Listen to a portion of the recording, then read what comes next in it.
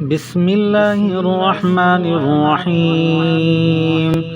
تبارك الذي بيده الملك وهو على كل شيء قدير، الذي خلق الموت والحياة ليبلوكم أيكم أحسن عملا وهو العزيز الغفور، الذي خلق 7 سماوات طباقا ما ترى في خلق الرحمن من تفاوت فارجع البصر هل ترى من فطور ثم ارجع البصر كرتين ينقلب إليك البصر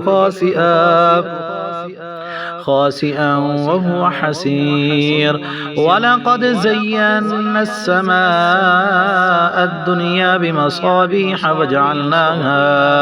وجعلناها رجوما للشياطين وأعتدنا لهم عذاب السعير.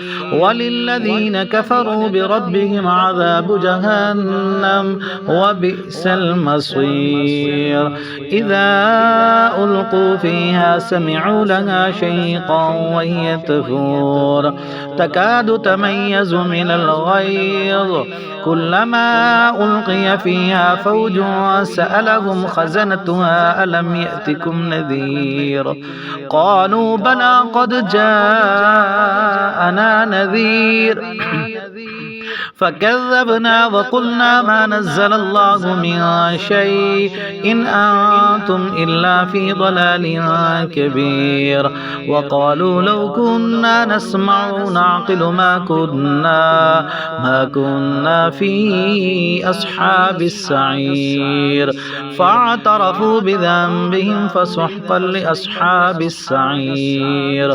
إن الذين يخشون ربهم بالغيب لهم مغفرة وأجر كبير.